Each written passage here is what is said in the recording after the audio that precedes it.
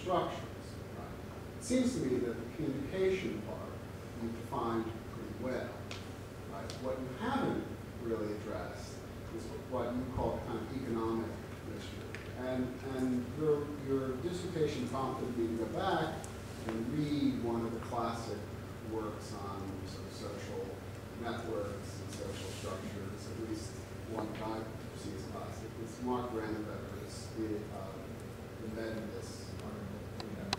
What does he emphasize there? He emphasizes problems of opportunism, deceit, guile, cheating, gaming the system, rigging the system, all of those are the problems he sees as the embedded nature of economic activity being a reaction or a solution to, put it more in terms. Now, A, why is that not a problem in open source software? It doesn't seem to appear anywhere in the dissertation as a potential problem. Closest is the question of, is there any, like, what's the motivation for these people to do this? But it doesn't seem to appear anywhere. And two, is it possible that part of the sort of structure of these things is something you're not measuring, but you're looking largely at conversation? That these would have to do with other ways in which there are structural relationships among participants that may be, outside of what you see in an email. And, we can speculate on some of those. It's kind of all from the same sort of professional community. They all share kind of professional skills and background, things like that, none of which you are constrained to measure. But given that your sort of hypotheses have turned up fairly negative results, that, like you, I'm sort of grappling for, well, what is it that we didn't catch, or what is it that perhaps has not been addressed that might be important? So the questions, I guess, are A, what about all those sorts of things that Granovetter talks about, kind of economic opportunism that could emerge from one of these bizarre-like situations? There's no sort of constraining structure. And two, what about things outside of communication type measures? Do you see those potentially having any significance as part of, as it were, to get back to that word, the platform, which I see as much broader than just software interfaces. You've already mentioned legal issues with the Apache license. If you can start to get into other questions about like who participates in these things, what sorts of people are they, what do they share that isn't directly measurable by your measures, but maybe. So it's a sort of multi-part question, but I think two main parts trying to address it. Right.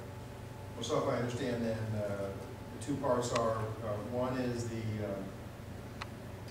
looking at especially Granovetter's notion of embeddedness, right, and the various kinds of issues that are involved other than communication, opportunism and norms and so forth.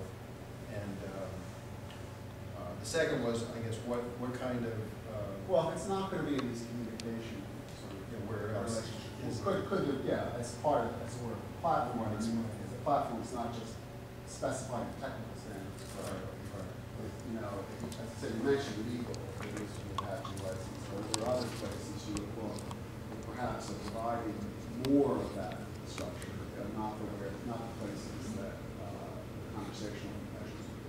Yeah, I think well, a couple of things come to mind. One is, I mean, I agree with you. There's definitely a whole rich set of things going on that we're not capturing that could be additional explanations.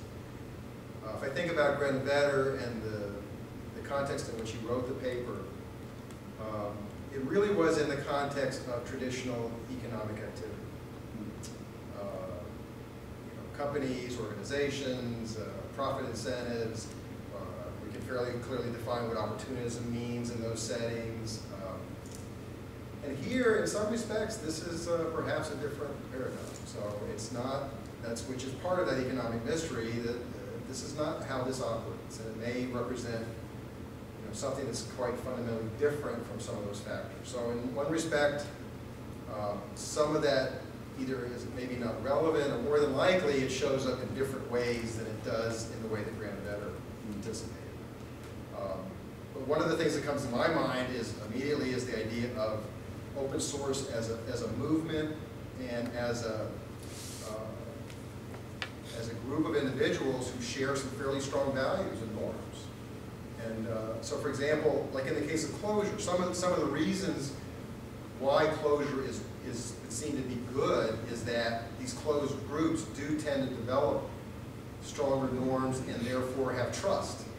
So the whole notion of trust is related to closure. Well, in open source, you probably already, all this is kind of embedded in an environment where there's already kind of this general agreement or general acceptance of the open source norm, and therefore there may be some underlying trust already among the community in general, the broader community, so that once people get involved in a particular project, maybe that's another reason why closure is not so important, is that you already have trust from these well-established norms.